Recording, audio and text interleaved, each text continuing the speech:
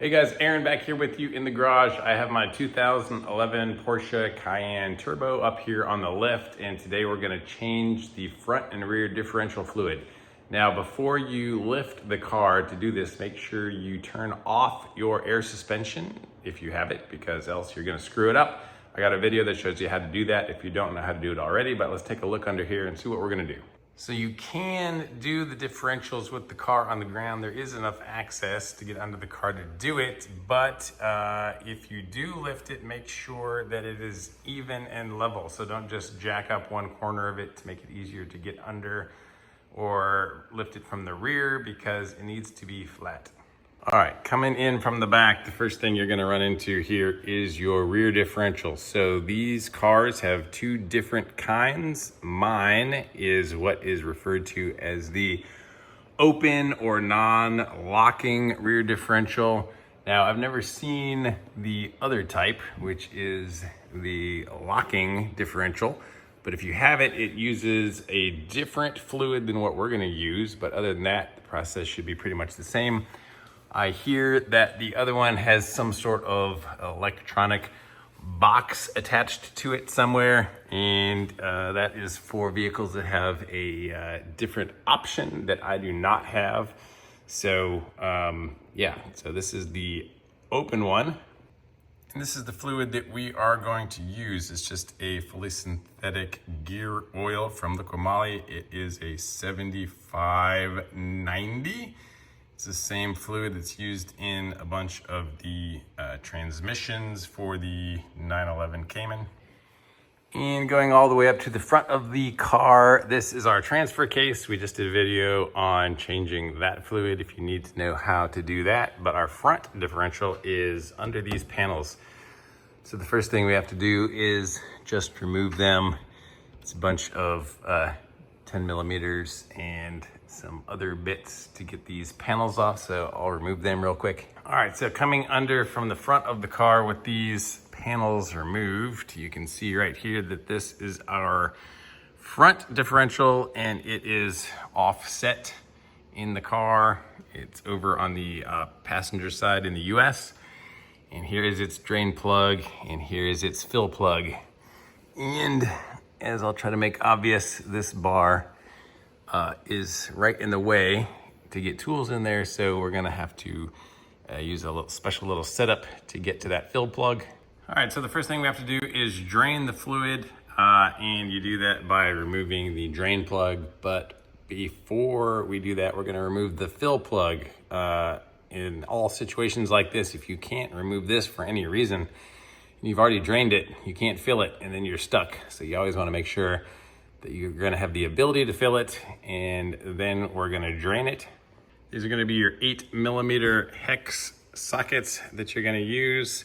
The one up here is actually pretty tight as well in the rear, so you don't have a whole lot of room for a tool back here. Since it is 8 millimeters, you can use an 8 millimeter ratchet, and that will fit right here, and then you can use that as your leverage to turn it. Or you can use the good old-fashioned 8 millimeter Allen key style. And that's what I used to just break this loose. And man, that was on there pretty tight. Don't know if this has ever been removed before. I'm just gonna take this off the rest of the way by hand. All right, so the bottom one is easy to get a ratchet on. And, man, that one is on tough too. Now we're gonna get some fluid coming out. Oh yeah, that is nice and dirty. All right, looks like exactly the same plug for this one. Well, they don't have a crush washer. They do have a little gray O-ring on there, so make sure you check the O-rings, and if they're damaged at all, replace them. Now while that's draining, let's get this prepared. I really like these Liquimali bottles because they have their own little spout so that you can squeeze the bottle and push it in. We don't really have room up here. We might be able to get it working in the back, but I know we won't in the front. So I'm just gonna go ahead and use a little pump that I get off of Amazon. I'll put a link in the description. These things are really cheap, come in a 2-pack. I just use them as disposable because I don't want to mix fluids and have to remember what I used it for last time. So it just screws on this cap and then you can just pump it right out of the bottle. All right, after everything has drained out, I'm just going to put this back in and just snug tight so that it won't leak. And we're gonna go ahead and pump fluid in. All right, so for this non-locking differential, we're supposed to put in 0.8 liters. And if you have the PTV or Porsche Torque Vectoring locking differential, it's 1.4 liters of that different type oil. All right, so this is what we removed. So let's put it back in the bottle and confirm how much we took out. Okay, I got pretty much a full liter out of here.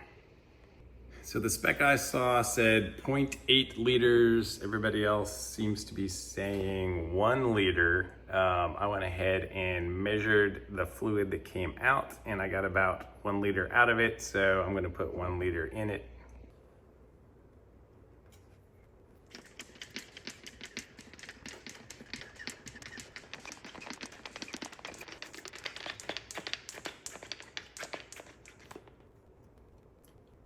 All right, with our handy dandy torque wrench, we're gonna torque the bottom drain plug down to 35 Newton meters, or that is also 26 foot-pounds. All right, not too tight. And since we can't get a torque wrench up here, feel about what that was and repeat up there. All right, let's move our party to the front of the car and work on this front differential. So same thing. No clearance up there. Just gonna use this to loosen our fill plug first and then drain. Yeah, yummy. Probably wear gloves. All right, after we're done draining, I'm gonna wipe this down, reinstall our drain bolt, and I'm just going to snug it down. For this front, they say the capacity is 1/2 of a liter. Now with my little pump setup, I'm just gonna pump 1/2 of this bottle in there. And if you need to, you can run the hose like over here into the fill hole and fill it up. With this kit though, I can just run it straight into the fill hole and just gonna start pumping. All right, I wish this bottle was clear. It would be a lot easier to tell when I have gotten halfway down it. Let's use my screwdriver to test here. All right, the tip is just barely wet there. So I've got a little bit more to go. All right, hear me out. My math says that if I pour this into the bottle that I just pumped it into, if it fills up, then we took out just as much as we put in. Oh yeah, our job here is done. All right, so let's just reinstall the fill plug. Torque the fill plug to the same 35 Newton meters. Just gotta put our panels back on here and you are done. If you guys have used this video and it has helped, please leave a comment below to let me know. It does help out the channel and the algorithm, and it helps people find this video that need to know how to do this. So thanks for watching, guys. See you on the next video.